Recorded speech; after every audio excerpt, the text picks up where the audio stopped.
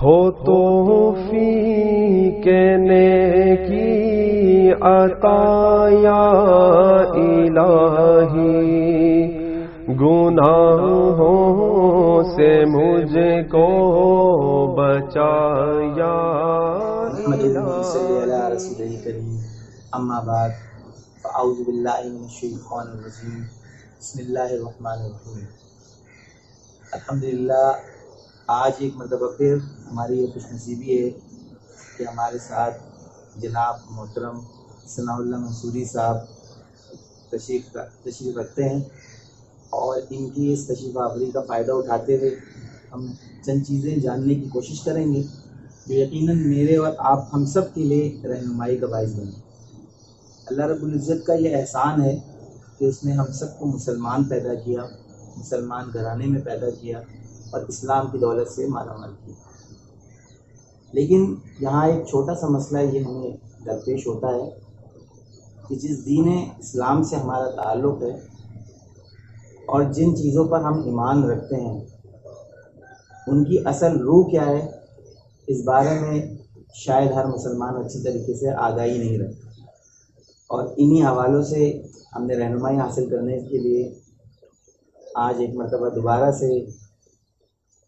محترم ثناء اللہ منصوری صاحب سے استفادہ حاصل کرنے کی کوشش کی ہے۔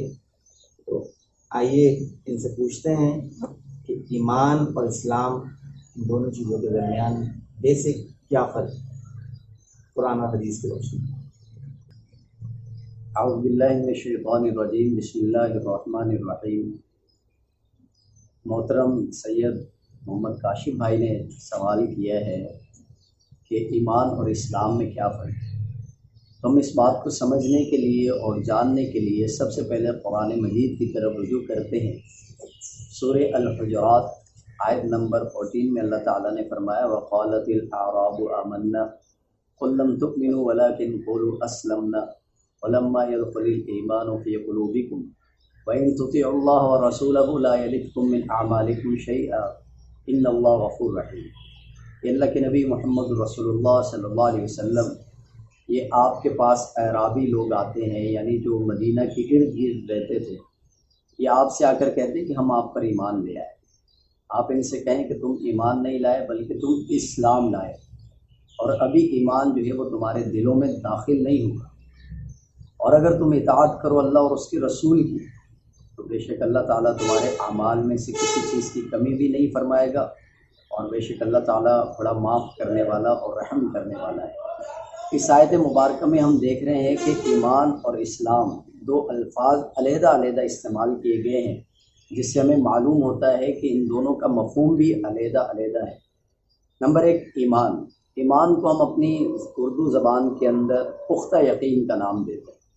پختہ یقین جیسے کہ ہمارا پختہ یقین ہے کہ اگر ہم آگ کے اندر اپنا ہاتھ داخل کریں گے تو ہمارا ہاتھ جل جائے گا، اس لیے ہمیں پختہ یقین ہے، ہم کبھی بھی بھولے سے یہ کام نہیں کرتے، یہ غلطی نہیں کرتے۔ ہمیں پختہ یقین ہے کہ ہم اگر چھت سے کود گئے تو ہمیں چوٹ لگ جائے گی اور ہمیں حادثہ کوئی پیش آ سکتا ہے، یہ پختہ یقین ہے ہمارا۔ اس پختہ یقین کی بنیاد پر ہم ایسی کوئی غلطی نہیں کرتے۔ تو یہاں جو ہے اللہ اور اس کے رسول کا مطالبہ یہ ہے کہ تم اللہ اور اس کے رسول پر، آخرت پر پختہ یقین پیدا کرو، کامل یقین، جیسا کہ تمہیں اس دنیا کی یہ دو مثالیں جو میں نے آپ کے سامنے رکھی ہیں ان پر پختہ یقین ہے، تو اسی طرح جو ہے آخرت پر اللہ اور اس کے رسول پر جو ہے پختہ یقین ہونا چاہیے۔ دوسرا لفظ جو ہے اسلام مینس تسلیم کرنا۔ آپ نے تسلیم کر لیا، جیسے کوئی شخص اسلام کے دائرہ کار میں داخل ہوتا ہے ابتدائی طور پر، اس سے ہم مطالبہ کرتے ہیں کلمہ شہادت کا۔ جب وہ کلمہ شہادت پڑھ لیتا ہے پھر اس سے نماز کا اور روزوں کا اور پھر دیگر جو اسلام کے بنیادی ارکان ہیں ان کا ہم ان سے مطالبہ کرتے ہیں، اور وہ ان کے ادا کرنے کی جو ہے وہ حامی بھرتا ہے۔ اب جن چیزوں کی اس نے حامی بھر لی، ایکسیپٹ کر لیا، قبول کر لیا کہ یہ میں کام کروں گا، تب اس کے لیے لازم اور ملزوم ہے کہ جن چیزوں کو انہوں نے بظاہر قبول کیا ہے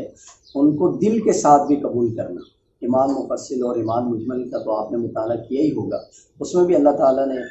ہمیں یہی بات اس کے اندر سکھائی گئی ہے کہ اقرار باللسان و تصدیق بالقلب۔ جس بات کو آپ زبان سے ادا کرتے ہیں اس بات کو آپ دل سے بھی قبول کریں۔ اگر ہم یہ چاہتے ہیں کہ آخرت میں ہم سرخرو ہو جائیں، ہمارے اعمال کا کوئی نتیجہ ہمیں مل جائے، تو ہمیں ان دونوں کو اختیار کرتے ہوئے، یقین کو بھی، ایمان اور اسلام ان دونوں کو ایکسیپٹ کرتے ہوئے، قبول کرتے ہوئے، ان کے مطابق اعمال کرنے ہوں گے۔ اگر ہم ان دونوں میں سے ایک بھی چیز لیتے ہیں اور ایک کو چھوڑ دیتے ہیں تو ہمارے اعمال جو ہے وہ ضائع ہو جائیں گے، ہمیں اس کا تمام کو فائدہ جو ہے جو حاصل ہونا چاہیے وہ ہمیں فائدہ نہیں ہوگا۔ اسی لیے اللہ اور اس کے رسول کا مطالبہ یہ ہے کہ جن چیزوں کو تم نے تسلیم کر لیا ان چیزوں پر اب جو ہے یقین کامل پیدا کرو۔ یہ یقین کامل جب آدمی کی زندگی میں آ جاتا ہے، پیدا ہو جاتا ہے، پھر اس کو جاب اتنی اہم نظر نہیں آتی جتنا اس کو اللہ کے راستے میں وقت لگانا، جد و جہد کرنا، کوششیں کرنا اہم نظر آتا ہے۔ پھر اس کو اپنا مال لٹاتے ہوئے تکلیف نہیں ہوتی، کیوں کہ اس کا یقین آخرت پر ہے، اس کا یقین اپنے رب پر ہے، اس کا یقین رسول اکرم صلی اللہ علیہ وسلم کی باتوں پر ہے، تو وہ اپنا مال جو ہے ان ہدایات کی بنیاد پر جو ہے وہ خرچ کرتا ہے۔ جب اس کا یقین آخرت پر ہے پھر وہ موت سے نہیں گھبراتا، بلکہ وہ آگے بڑھ کر جو ہے اپنی جان قربان کرنے کے لیے بےتاب ہوتا ہے، کیونکہ اسے یقین ہے کہ یہی راستہ ہے کہ جس پر چل کر جو ہے ہم کامیابی حاصل کر سکتے ہیں، ہمیں جو ہے فائدہ حاصل ہوگا۔ تو پھر وہ اس دنیا کے جھمیلوں کے اندر، اس دنیا کے فتنوں، اس دنیا کے خرافات کے اندر جو ہے مبتلا نہیں ہوتا، بلکہ بڑے آسانی سے، بڑے آرام سے جو ہے وہ اس میں سے اپنے آپ کو بچا پاتا ہے۔ تو اللہ تعالیٰ سے دعا ہے کہ وہ ہمیں ایمان اور اسلام اور ایمان دونوں کو جو ہے وہ اختیار کرنے کی، اپنی زندگیوں میں ان دونوں کے مطابق اعمال کرنے کی توفیق عطا فرمائے۔ اللہ تعالیٰ سے دعا ہے جو باتیں آپ سے کہی ہیں اللہ تعالیٰ ہم سب کو عمل کرنے کی توفیق عطا فرمائے۔ وآخر دعوانا الحمدللہ رب العالمین۔ السلام علیکم ورحمۃ اللہ گناہوں سے وبرکاتہ۔ مجھ کو